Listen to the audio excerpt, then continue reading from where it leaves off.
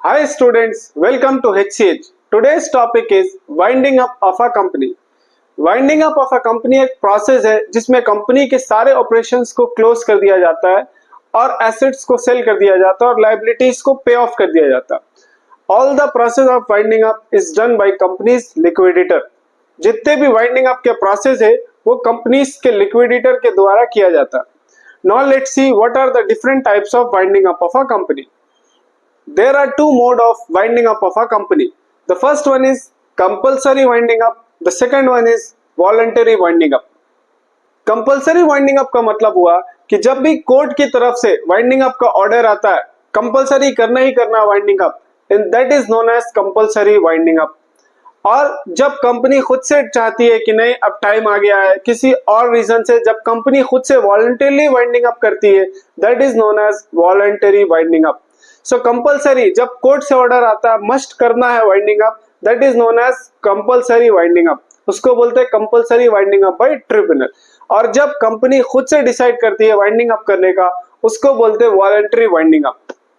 Now let's see what are the grounds of compulsory winding up. क्या क्या reason है जिससे कंपनी को वाइंडिंग अप करना ही करना, कोर्ट की तरफ से ऑर्डर आता। The first one is special resolution by the company.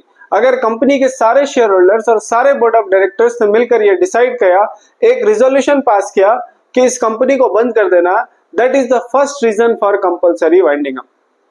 The second reason for compulsory winding up is just and equitable। मतलब यह हुआ कि अगर कोर्ट को ऐसा लगता है कि नहीं इस कंपनी का वक्त आ गया है, अब इस कंपनी को बंद कर देना, तो that is the second reason for just and equitable.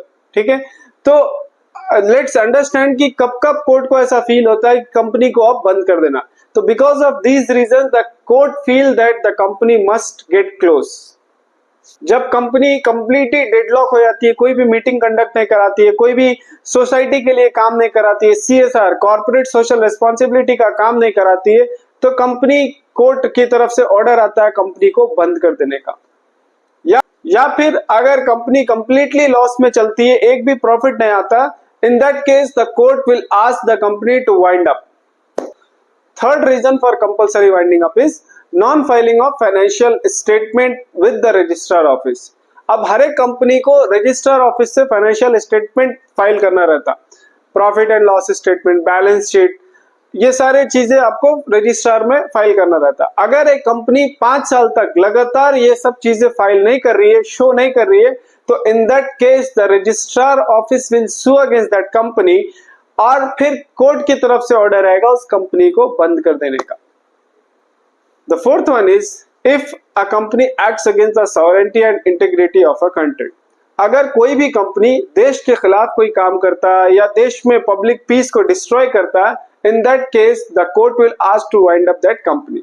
कोई भी कंपनी दुश्मन देश से किसी भी तरीके का रिलेशनशिप नहीं बनाना, पब्लिक पीस को डिस्ट्रॉय नहीं करना, अगर ऐसा करती है the court will ask to wind up that company.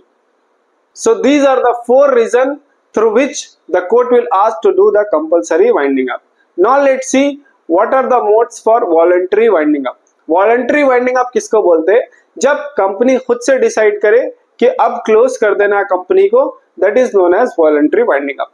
Now let's see what are the ways, what are the modes or what are the basis for voluntary winding up. ये 2 basis है जिससे voluntary winding up होता है। सबसे पहला, अगर उसमें article of association में लिखा है कि अपने को 10 साल तक कंपनी को चलाना है और अगर 10 साल कंप्लीट हो जाता है उस केस में कंपनी वाइंड अप कर लेती है, उसी को बोलते हैं voluntary winding up.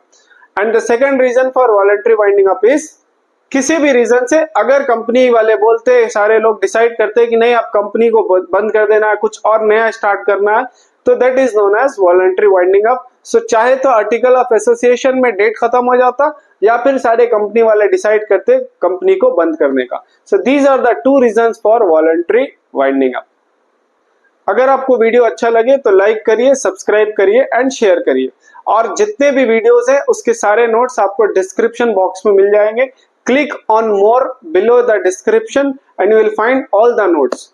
That's it for the day. Thank you and have a nice day.